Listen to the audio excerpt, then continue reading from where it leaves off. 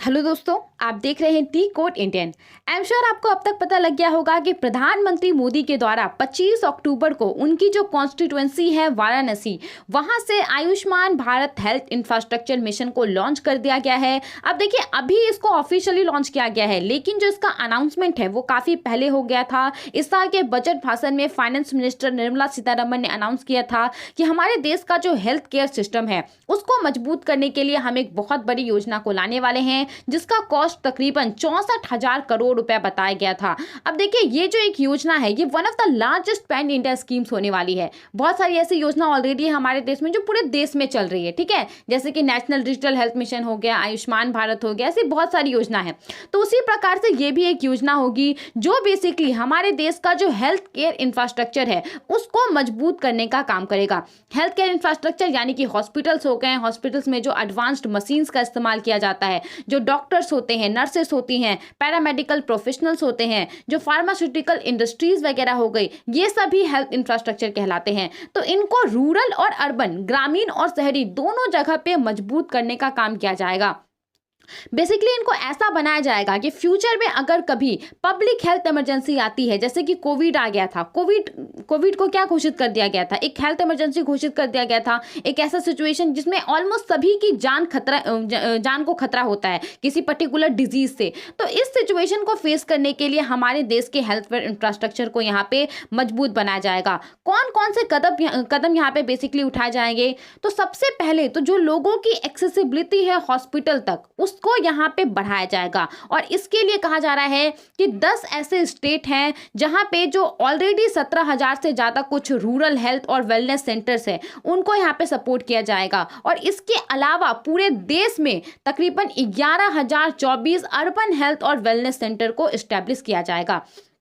इसके अलावा देखिए, आपको पता होगा कि जब हम पब्लिक हेल्थ इंफ्रास्ट्रक्चर के बारे में बात करते हैं, सरकार के तरफ से जो भी आपको फैसिलिटी प्रोवाइड कराई जाती है, तो वो 3 फॉर्म में होती है। सबसे पहला तो होता है आपका प्राइमरी हेल्थ केयर, दूसरा होता है सेकेंडरी हेल्थ केयर और तीसरा होता है tertiary health care. Primary health care में क्या होता है, बेसिकली अगर किसी को थोड़ा सा बुखार वगैरह, सर्दी वगैरह होता है एक, तो वहाँ पे लोग जाते हैं और दिखाते हैं। वहाँ पे ज़्यादा डॉक्टर्स वगैरह नहीं होते हैं, वैक्सीन वगैरह का काम होता है वहाँ पे। इसके अलावा जो प्रेग्नेंट वुमेन होती हैं उनको वहाँ पे देखा जाता है।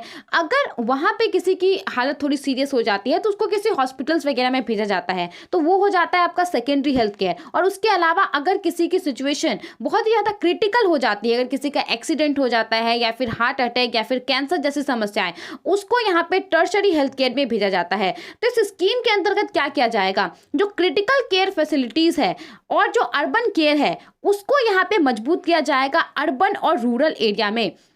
इसके लिए बेसिकली कहा गया है कि वैसे सभी डिस्ट्रिक्ट जहां की पॉपुलेशन 5 लाख से ज़्यादा है, वहां पे क्रिटिकल केयर सर्विसेज को प्रोवाइड कराने के लिए एक exclusive critical care hospital blocks का निर्माण किया जाएगा। और उसके अलावा जो अदरवाइज जो डिस्ट्रिक्ट हैं जिनकी जनसंख्या 5 लाख से कम है, वहां पे बेसिकली जो भी हेल्थ केयर फैसिलिटी मौजूद है उनको रेफरल सर्विसेज प्रोवाइड कराई जाएगी। यानी कि आपको पता होगा कि कभी भी किसी को अगर हालत सीरियस हो जाती है या फिर दूसरे हॉस्पिटल वगैरह में भेज दिया जाता है, तो वही रेफरल सर्विस कहलाता है। तो इस चीज को यहाँ पे मजबूत बनाया जाएगा, एक ऐसा सिस्टम किया जाएगा ताकि आसानी से किसी को भी एक जगह से दूसरे जगह पे ट्रांसफर किया जा सके। इन सब के अलावा किसी बीमारी को पता लगाने के लिए और उसके ऊपर नजर रखने के लिए एक IT enabled disease surveillance system को यहाँ पे तैयार किया जाएगा, जिसमें क्या होगा, बेसिकली इंडिया में जितने सारे भी अलग अलग लैब्स हैं, ब्लॉक लेवल पे, डिस्ट्रिक्ट लेवल पे, रीजनल लेवल पे, नेशनल लेवल पे, उनको यहाँ पे कनेक्ट किया जाएगा ताकि अगर किसी भी प्रकार की नई बीमारी को कभी डिटेक्ट किया जाता है और जो भी इंफॉर्मेशन होगी उसको बेसिकली एक इंटीग्रेटेड हेल्थ इंफॉर्मेशन पोर्टल होगा, उस पर इन सभी जानकारी को रखा जाएगा। इससे होगा क्या, बेसिकली किसी भी नई प्रकार की डिजीज को डिटेक्ट करने में, उसको इन्वेस्टिगेट करने में, उसको प्रिवेंट करने में ये काफ़ी ज़्यादा मदद होने वाला है, ताकि आने वाले समय में अगर पब्लिक हेल्थ इमरजेंसी आती है तो हम लोग उसको कॉम्बैट कर सकें। इसके अलावा 17 नए पब्लिक हेल्थ यूनिट को भी तैयार किया जाएगा और पहले से जो पब्लिक हेल्थ यूनिट हैं तकरीबन 33 हैं, तो उनको यहाँ पे मजबूत बनाया जाएगा। और इन सब के अलावा हमारे देश में जो फ्रंट लाइन और हेल्थ केयर वर्कर हैं उनको यहाँ पे ट्रेनिंग दी जाएगी, स्पेशल ट्रेनिंग दी जाएगी पब्लिक हेल्थ इमरजेंसी के लिए। अब कोविड के समय में क्या हुआ था, कोविड के समय में इन्हीं सब चीज़ों की दिक्कत हुई थी, तो इसी को देखते हुए यहाँ पे उनको एक स्पेशल तरह की ट्रेनिंग दी जाएगी।